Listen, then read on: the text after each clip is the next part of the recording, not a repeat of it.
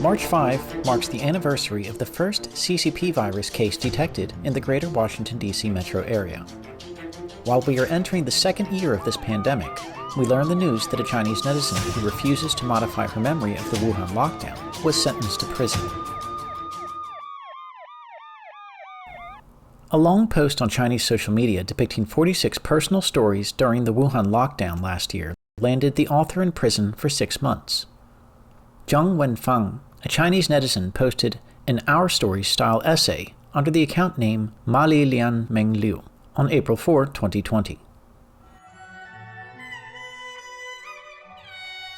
April 4th is a Chinese Memorial Day for people to remember their deceased family members. This was also a few days before the official lift of the Wuhan lockdown. The lockdown caused an unknown number of deaths from the CCP virus and other related disasters in the city. This post went viral on Chinese social media. The author, however, received a 6-month prison term in September 2020 for her, quote, disorderly behavior. The sentencing only went public recently, which triggered numerous online comments from Chinese netizens. The judgment claimed some of her stories were based on rumors. Many netizens disagreed and claimed they saw pictures, video, or text of all the stories. And this sentencing was the Chinese authorities' attempt to modify our collective memory. Here, we will do a quick review of the collective memory the Chinese authorities want everyone to forget, and list them so their stories can be heard. NTD has obtained footage to back up many of these accounts.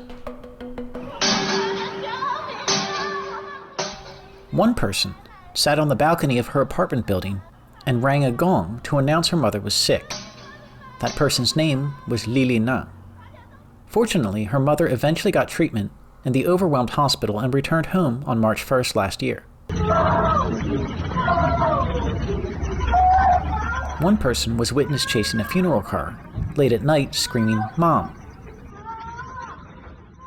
Another person read The Origin of Political Order in an isolation module hospital where 1,000 people shared only one bathroom. According to state media, that hospital added some mobile toilets later on.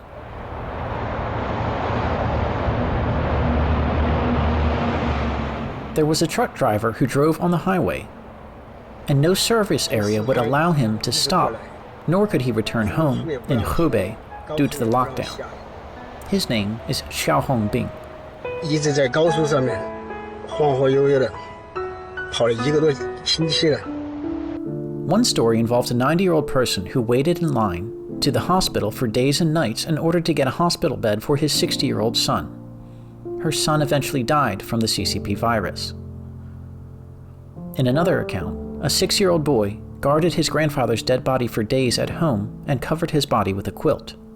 When discovered by a community worker and asked why he did not go out to ask for help, he answered that his grandpa warned him he could not go out because there was a virus outside.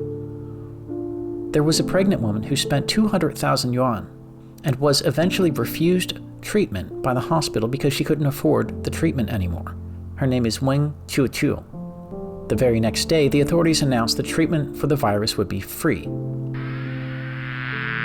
In one account, a beekeeper committed suicide because the bees could not be moved around given this epidemic and lockdown. His name was Liu Decheng. One person donated all of the 18,000 masks he received as a part of his 4-month salary for his work at the mask factory. There was a virus patient who wrote down on his will that he'd like to donate his body to the country after death, but also added, quote, "What about my wife?" His name is Xiao Xianyou. Another person learned how to use social media in order to post a message for help. He was then only able to post one word, hello, in the middle of the night. His last name is Su. Both him and his daughter later died. A rescue worker was seen out after he had recovered 3 dead bodies of small children from the collapsed Qianzhou hospital. This hospital was used as a quarantine center for those visitors from various virus-hit regions, including Hubei. His name is Zhou Jianren. In one case, a son who suffered from a brain disorder for 16 years was starved to death after his father and only caregiver was dragged away into quarantine for 6 days. In another case, there was a doctor who said, "If I knew it would turn out this way like today, I would go everywhere to warn people of the virus, regardless if the authorities would criticize me or not." Her name is Ai Fen. 各位网友，大家好，我是李泽华 Chris。 A 25-year-old reporter who resigned from his state media job to become a citizen journalist in Wuhan was taken away by police. His name is Li Zihua. And there was one instance where a woman wrote 60 Wuhan lockdown diary entries, which drew a vast readership online. Yet her social media account was shut down several times, and she was often verbally abused by online pro-Chinese authorities, or 50-cent party posters. Her name is Feng Feng. Her diary in English is now available on Amazon. There are many more accounts, too many stories for us to record here.